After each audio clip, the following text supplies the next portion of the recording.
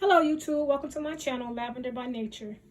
Today I'm here to do a book read and review.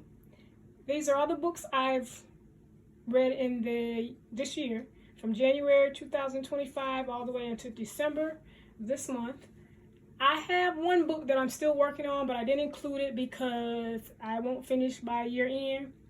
What you see here is 2 stacks of books. I've read a total of 22 books. The stack on the right are the books that I like the most or enjoyed the most and would recommend to someone else or just gave me joy in reading. The stack on the left are books that I did not enjoy, but I managed to finish them, and I kind of want to talk about some of the ones that were like a no for me. But like I said, I finished the book. So I do want to start maybe on the shorter stack of the books that I enjoyed the most and read those off to you because they may be of interest to someone else or just to document for myself. Starting from the bottom, working the way up. The one on the bottom, the name starts with The President and the Freedom Fighters by Brian Kilmeade. It is a Civil War history book tying the relationship between President Lincoln and Frederick Douglass. I did not know they had a relationship, and to find that out in a book, I enjoyed it, which led me to read another book, but I didn't find as much joy in it. In a sense, it made me dive more into the Civil War versus the actual presidency or Frederick Douglass. But like I said, I enjoyed this book because it explained that, and like I said, I had no idea that they had a relationship. The next book is Eve by W.M. Paul Young. The W.M. stands for William. This book is a retelling of the creation story in the Bible and giving this author's take on it. I really enjoyed this book. I annotated it quite a bit, and I plan on rereading it because it's such an interesting story in the way that the author told it in his version. And like I said, I enjoy it, and I think the second go around would be more fulfilling because the first time around I was just trying to read just to complete it, read it to complete it, because it took a while to get into the meat of the book, but once you got there, it was definitely like, okay, keep going. The next book is Healing the Soul of a Woman by Joyce Myers. Joyce Myers has a lot of books, and I've read several, but this year I focused on Healing the Soul of a Woman, and I spent quite a bit of time in this book. It's annotated a lot. I haven't gone back to read my annotations, but it's heavily annotated, and like I feel like I can go back and grab those points at any given time. The book on top of that is Devil in the Grove by Gilbert King. Gilbert King is I believe like a New York Times journalist, and he went back and undug some of the cases that happened in the civil rights era in the time of Thurgood Marshall, and he's him fighting for civil rights justice for several cases, several people and situations, and this book takes into account of several of those instances, and it focused mainly on a case that took place in Florida, and it just dives into what happened and how the case played out. And the story is very gruesome, but once again, it's documented. It's something you can go find out about. It's hidden, but this author brought it back to life in a modern day era, like I was in the 21st century. So the book was very, very interesting, and yeah, but hard to take. But it's like I said, it's a history. It's true. It's documented. It's something that you could research and find out for yourself. The next book on top of that is A Lesson Before Dying by Ernest Gaines. This book is about a young man that is facing the death penalty due to penal injustice and him having to deal with it, not really having a recourse to change the course of his life or his history or the outcome of this particular wrongful indictment or wrongful sentence, but him dealing with it and having others around him trying to support him in this ending, this known ending. So the book is really sad, but it's something that's happened, unfortunately, way too much. But it gives an account of a real thing. So the book is a tough read, but it's a nice spin on it when you take the time to read through it. The next book is The Fire Next Time by James Baldwin. I enjoyed this book because I read the autobiography of Malcolm X before I read this book, or the autobiography of Malcolm X as told by Alex Haley. So this book and James Baldwin book took place at the same time. So they know of each other, possibly have, crossed paths or were aware of each other's existence. And so James Baldwin book of The Fire Next Time ties into and gives credibility to Malcolm X.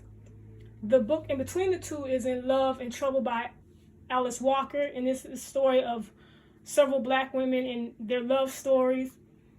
No, it's not pretty, but I did read it, and it's by Alice Walker, which is a very famous and esteemed author. She's author of The Color Purple.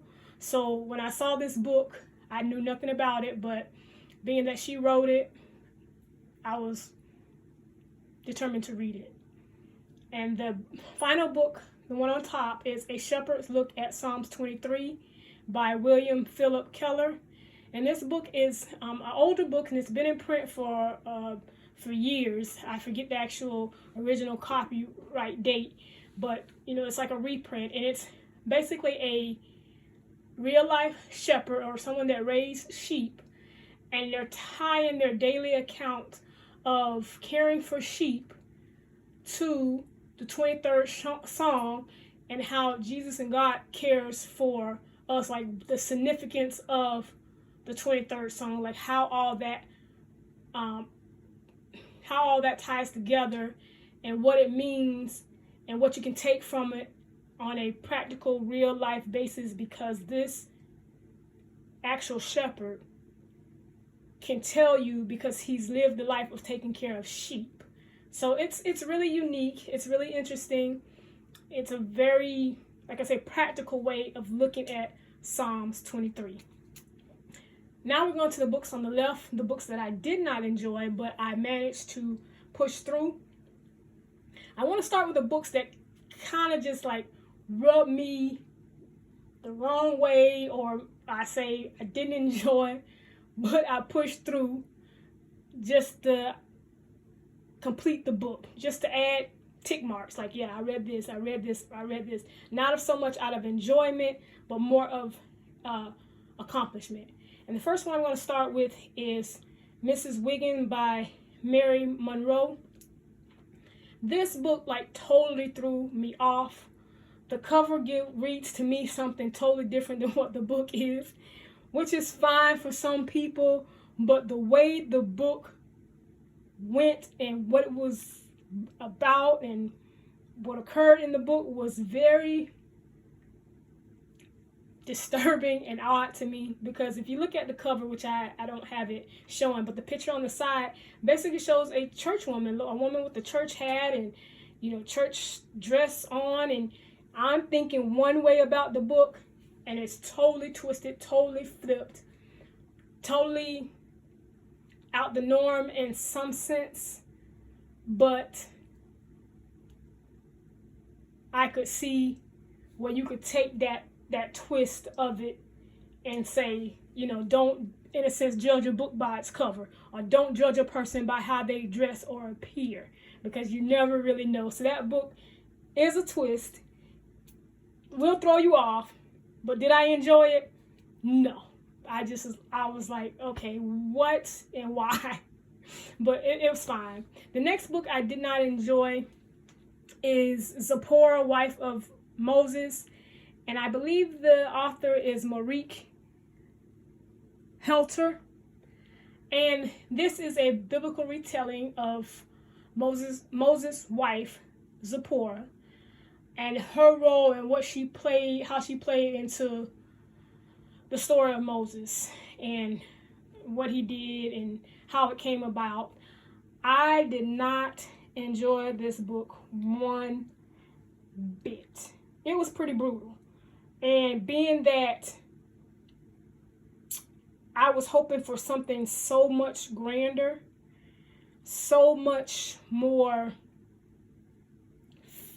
I don't know, faith-filled. I don't know what I was looking for, but I definitely wasn't expecting what the author gave. It just seemed so, I have a review on the channel in the book, but I feel there was a lot of elements of lust in the book that I don't think should have been there, and maybe I have the wrong undertone of the book. Maybe I could be totally off, but that's what I felt it was. The next book that I didn't like is The Seven Husbands of Evelyn Hugo by Taylor Jenkins Reid. And I know I'm late to the party on reading this book, but I read this book with so much more expectations than it deserved, because I knew somewhere along the lines this book was like highly esteemed, highly talked about. It had the buzz of like all the things. So I went into this book thinking I was just going to be blown away, and I was not. I was so much not impressed until like I have another book by this author, but I won't read it. I won't read it anytime soon until I feel like I've gotten over my disappointment with The Seven Husbands of Evelyn Hugo. And I have a review, a book brief on this book on my channel, stating why I didn't enjoy the book and the points that I possibly did enjoy about the book. But overall, I wasn't impressed. The next book that I did not enjoy is Love Invents Us by Bloom. I forget the author's first name, but it's, once again, I have a review on this channel about the book. But this was another book I just pushed my way through. Like I said, most of these books on the left were those accomplishments. This was another heavy, let me just accomplish it book, to notch it off, to say I read this book. This book was one of those books that's like, why? Why do we need this? Why was it necessary? Why did we have to take it there with this book? Like, why did it have to be that? And yeah, and it didn't even end with a, sometimes, you know, you can go through a book and feel like, okay, it's building to something beautiful and you know, fantastic and wonderful and blissful outcome. This book was just disturbing all the way through for me. So yeah, that is another one that I'm like, I just didn't understand. All the other books are kind of like mediocre. They will not be rereads. This stack are books that I plan on giving away or getting rid of, except for probably for the one on top, Rebel by Beverly Jenkins Reid. I will hold on to that because Beverly Jenkins Reid has been around so long, and she writes historical romance for Black experience and Black couples and Black love. So I will hold on to that. But the book Rebel just did not do that for me. And so yeah, I think I'm gonna, you know, hold off on reading something else from her for a while, unless I can find it at a discounted price. Most of these books I purchased for like $1 or less from either thrift stores, used bookstores, friends of the library, and things like that.